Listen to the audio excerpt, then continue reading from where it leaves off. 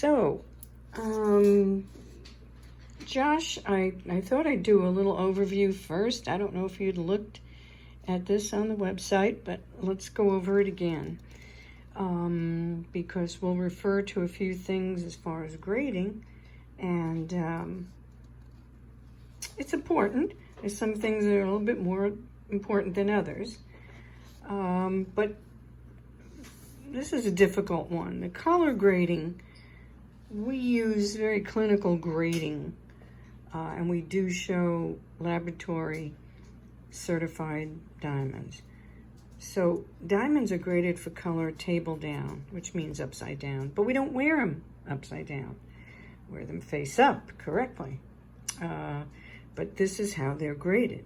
Now, DEF is colorless, GH is near colorless, I, J, K, and as you can see, it goes down to Z. Now, when you get into this M range, you start to see some kind of color differential. And when you see that, sometimes when goods are put into yellow gold, they will reflect the yellow. So it's a feature that can save you a lot of money, because the higher the color, the more the price gets driven up. Okay, clarity is a something folks pretty much know about, but these are the grades that are given to these.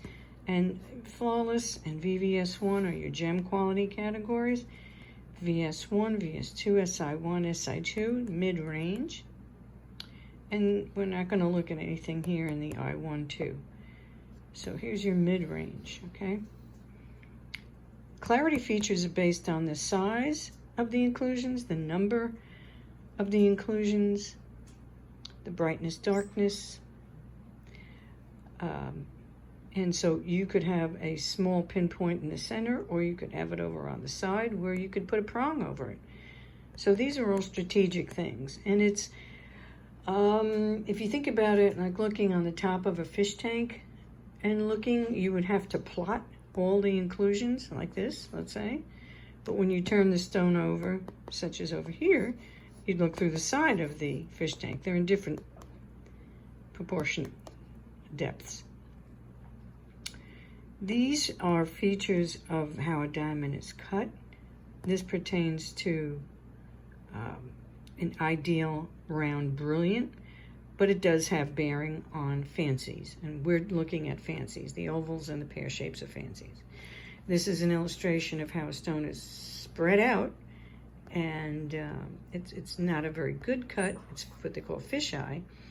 And here's an example of what happens when the stone is too narrow and it's overly deep, so it doesn't look the size that it should. And this is, this bear is just right.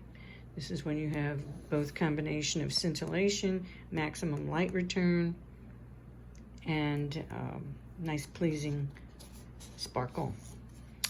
This is what we're doing when we're cutting the diamond. This illustrates how the cutter is trying to get the most weight out of the stone. So this guy got about 1.25 carats, and this one got about 95 points, but you have a lot more total internal reflection. That's a little bit of the theory as to how you get a heavier stone.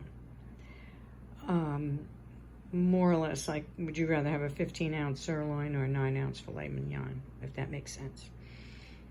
Okay, that's just a little bit of background. So let's move a little forward here. I got to do a worksheet out of all the stones I was looking at. Some I didn't like because the inclusions are too obvious. Some of them I didn't like them because they could have been an eye color, but they faced up darker, or the inclusion was just not right, or it was a reflector. And so we're going to look at all of these. Here's a very inexpensive pear shape. This is an M, it's a VS2. This is a carat and 59. But I'll show you this stone. I mean, it looks great. But if we put this into if we put this into a white tray, you can see that it has body color in it. Now, if I put this in a yellow gold setting, you're not going to see. But that's how it's graded. It's graded just like that. This is this yellow gold? Yeah. If I were to take this in yellow gold and put this stone in it, get the tweezers out, you wouldn't see that distinction, okay? But if I put this in white gold, you'd see a big difference. All right, so let's move forward into what I had pulled out for you. And the first one, this is a 2-carat-10 JSI2 oval. This is the laboratory report. And this is a fabulous stone. There's a lot of very nice ones. This is going to be difficult for you, I must say, because they're all lovely. This is a great oval. We're going to put them all in a tray. It's got a lot of light. I have some stone holders here, but let's take a look at this. 1 second here. And there's a JSI2, right. And this was 12.2. This stone should be about 14,000. The comparables out there is about 14,000, but I found this and I thought it was a very nice value. I'll give you some kind of perspective here. You could see that I've got this zoomed in, that you see no inclusions, although if you look at the legend here in the plotting diagram, it says that there's a crystal and a needle. But again, this is one-dimensional and you don't see it. So that's a pretty big spread. And I wear a size 6.5, so it's a beautiful looking stone. It's 210 for an oval. And I don't know what kind of setting you're looking at, and I don't think we talked about white or yellow, but here's a yellow setting. I don't know if you want to do something like this, or plain, or this is a hidden halo, which you don't have to do. This is just a yellow gold shank. We don't need to spend a lot of money on the mounting. We can get this set up.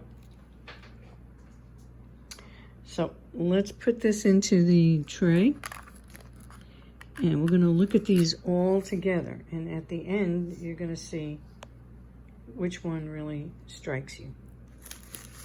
Okay, the next one is a 202, and this was lovely because this has excellent polish, excellent symmetry.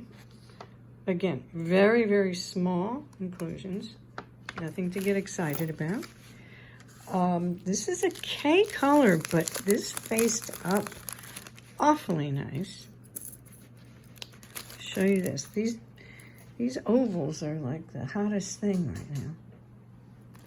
I'm going to show this to you.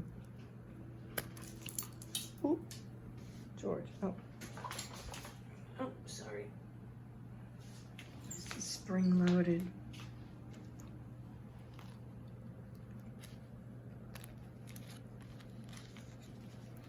Put this in a big stone. Here we go.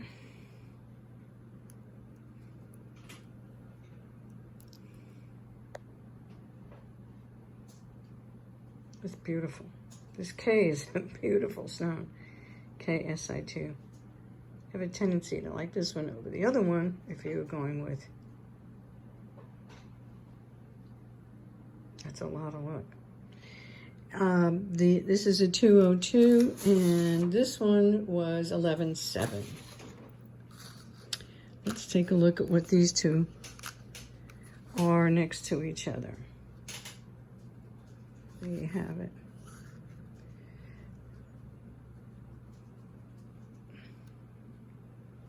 Okay, so there's your K Si2. Now I have this pear shape, and I was thinking about this. I had just sold this, and the gentleman wanted a bigger stone. So I have this at a very, very, very good price. This is a pear brilliant, a carat and 80, and this is an IVS2. Excellent, excellent 9. And this is already set up. This is ready to go.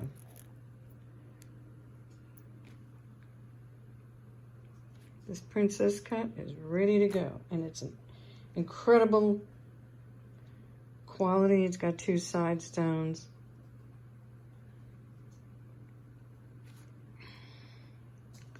Just for relativity there.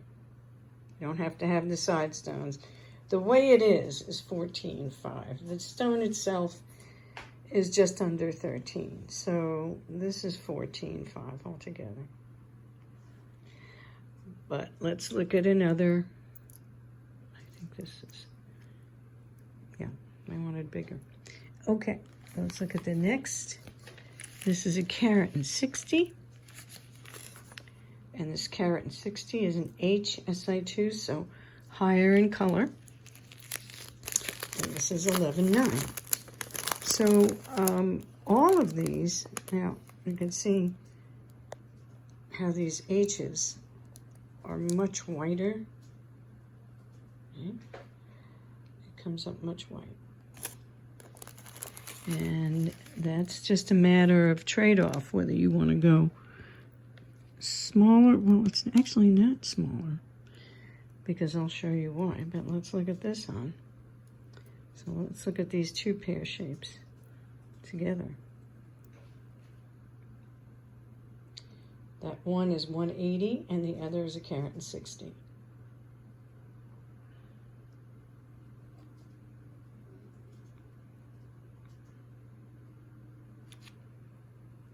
Okay. So here we have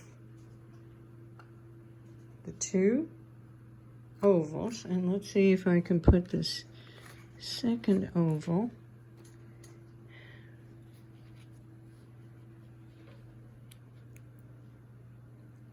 here for comparison's sake. So there's the 202 oval, and then you have the carat and 80, then the carat and 60, from right to left.